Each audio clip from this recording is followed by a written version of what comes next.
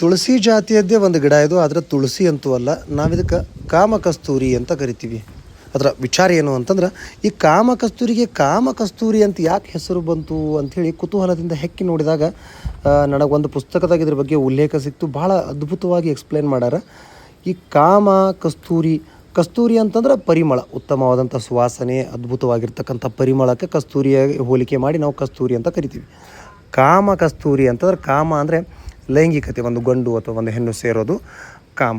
ಈ ಮುಂಚೆ ಎಲ್ಲ ಗಂಡು ಅಥವಾ ಹೆಣ್ಣು ಸೇರಬೇಕಿದ್ರೆ, ಈಗೆಲ್ಲ ಆಧುನಿಕತೆ ಒಳಗೆ ಗಂಡು ಹೆಣ್ಣು ಸೇರೋ ದಿವಸ ಆಗಿರ್ಬೋದು, ಮೊದಲ ರಾತ್ರಿ ಹನಿಮೂನ್ ಆಗಿರ್ಬೋದು, ಆ ಮೂಡ ಏರ್ ಫ್ರೆಶ್ನರ್ ಚೇಂಜ್ ಮಾಡಲಿಕ್ಕೆ ರೂಮ್ ಫ್ರೆಶ್ನರ್ ಹೊಡಿಯೋದು, ಅತ್ತರ್ ಹೊಡಿಯೋದು, ಸೇಂಟ್ ಹೊಡಿಯೋದೆಲ್ಲ ಮಾಡ್ತಾರೆ. ಆವಾಗ ಇದ್ರ ಹೂವು ಮತ್ತು ಇದ್ರ ಬೀಜಗಳನ್ನು ಆ ಗಂಡು ಹೆಣ್ಣು ಸೇರೋ ರೂಮ್ ಒಳಗೆ ಇಡ್ತಿದ್ರಂತ. ಆ ಸುವಾಸನೆಗೆ ಕಾಮ ಮತ್ತಷ್ಟು ಉದ್ವಿಗ್ನ ಆಗ್ತೈತಿ, ಕಾಮ ಉದ್ದೀಪನತನ ಇದು ಕೆಲಸ ಮಾಡ್ತೈತಿ, ಒಳ್ಳೆ ಸುವಾಸನೆ ಅಂಥೇಳಿ ರೂಮಿನ ಇಡೀ ವಾಸನೆಯನ್ನು ಬದಲಾಸಕ್ಕೆ ಇದನ್ನು ಬಳಸ್ತಿದ್ರಂತ್ರಿ.